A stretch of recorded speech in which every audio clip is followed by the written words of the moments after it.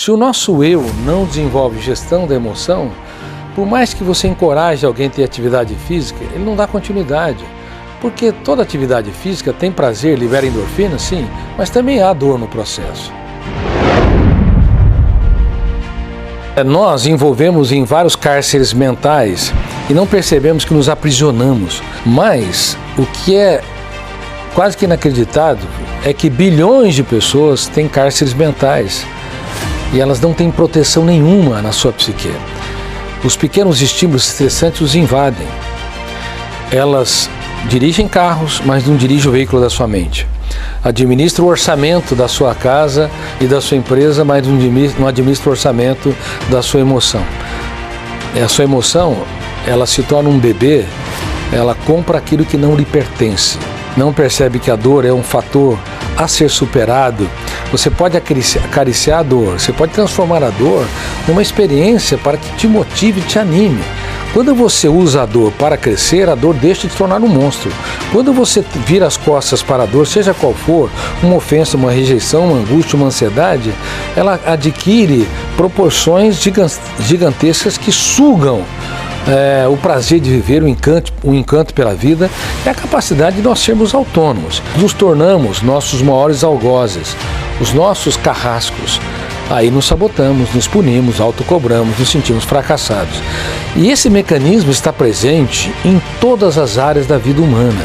Não é só na dieta. Está presente, por exemplo, quando uma pessoa ela vai fazer uma prova escolar. Ela estudou, de repente ela sabe tudo, naquele momento ela fica tão preocupada em ser eficiente que detona o gatilho, abre uma janela killer, fecha o circuito, todas as janelas que contêm as informações, as milhares de informações não são acessadas, e ela tem um fracasso. Aí vem um sentimento de culpa, de que não é inteligente, não é capaz, quando na verdade apenas se acionou mecanismos da síndrome predador-presa.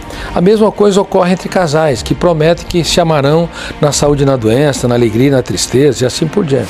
Prometem. O inferno emocional está cheio de pessoas que fazem promessas muito rápidas e superficiais.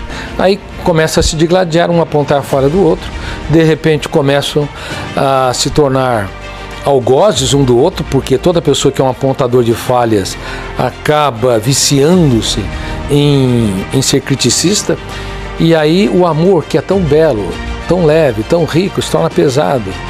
E de repente se forma um coliseu dentro de casa.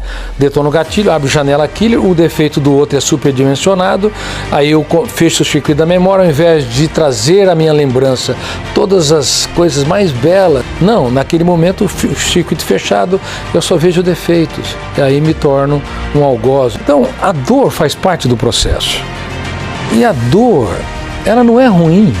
Quem quer eliminar a dor dos invernos não terá as flores das primaveras, porque as flores não nascem nas primaveras, elas nascem nos invernos, nos ramos que sofrem a escassez hídrica, que sofrem os ventos cortantes, as baixas temperaturas, e a dor secreta nas plantas ou estimula a secreção das flores com a semente para a perpetuação da vida.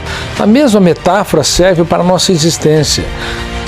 Qualquer crise, perda, fracasso, angústia, conflito, às vezes abalos nos relacionamentos, são dores da existência. Eliminar completamente essas dores é uma atitude impossível, porque elas fazem parte da nossa história.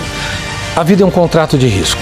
Risos e lágrimas fazem parte do processo. Aplausos e vaias, sucessos e fracassos fazem parte da nossa história.